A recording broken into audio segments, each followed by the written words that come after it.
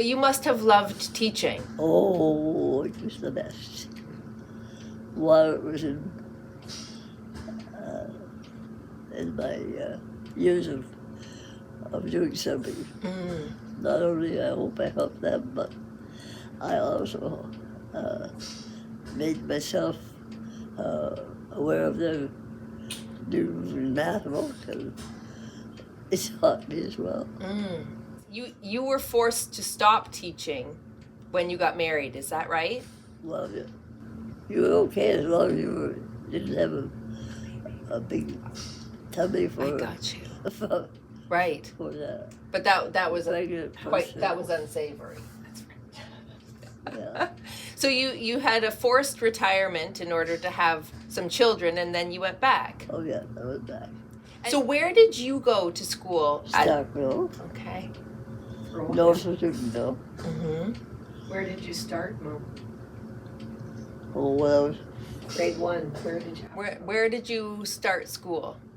I started at Ruby's in southern part of Crooked Creek. Crooked Creek.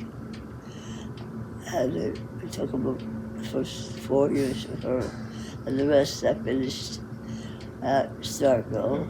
So when Mom was born, she actually lived on a farm. By the time the third sister came, they were on a farm near Starkville School. Okay. And it's kind of unique, but speaks very much to the time that she went to live with her Aunt Ruby, who had lost her husband. And Mom's parents felt that Aunt Ruby needed the company of a little girl. Okay. So that's why she went to Cowanville, to Crooked Creek at first. Okay. I always find it interesting to think that a little girl at that age would be quite young, moved 5 or to 6. an aunt's for the sake of the aunt. Right. But it served you well, didn't it, going to Aunt Ruby's? Oh yeah. Because she had 2 older boys who became guardians for Mom. Right. And we were always very close to her. She had the store at Crooked Creek, right on the corner, and the school was just a couple of lots away, so it was a good place for Mom to be. Right. But today, parents wouldn't imagine, such a different time. So did Aunt Ruby run the shop? Yeah. Yeah. So you got to grow up a little bit in the shop with a shop life, which is very interesting.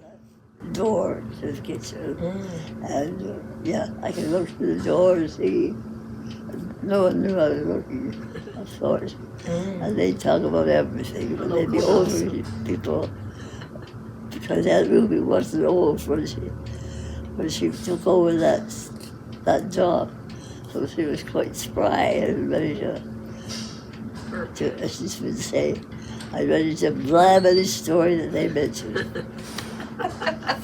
I wish that I could go back in time and record those stories people were telling in the shop. Yeah. Because that would be very good, wouldn't it? Good, yeah. Politics and everything else. Maybe political or... Yeah. Oh, yeah. So, and after Starkville, Mom, you were there until what grade? 8. And then you went? Then I went 9. Where though? Newcastle. Okay. And I was 5 years there. Took my grade 13 in Bowmanville and the rest in Newcastle. And got this letter from my principal saying, did you want to replace a man, while they're fighting, or we're fighting? Yeah. Where she went to be a teacher then at that age. So you were replacing a male teacher who got called up. So you were quite young when you started teaching. 17. Well, yeah, the boys, of course, the boys were taller, you know. But here you were, straight out of grade 13, called into a job.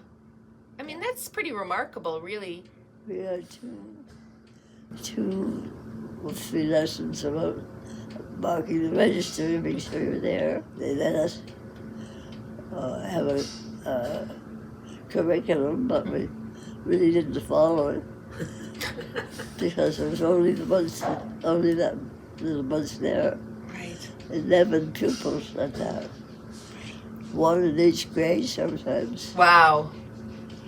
Right. Can you tell me about the first day you went to your teaching job with Grandma in the car? Well, Mother was taking us to school in this middle-aged car, and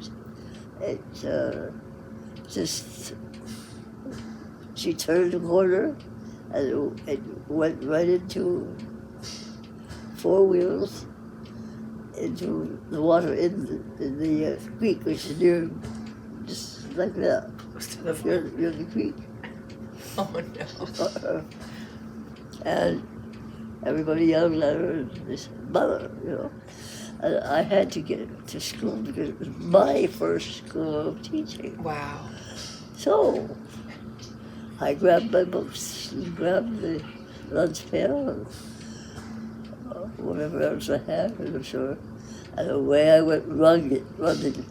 And I guess would be It was at least one concession, wasn't it? one concession and one concession west.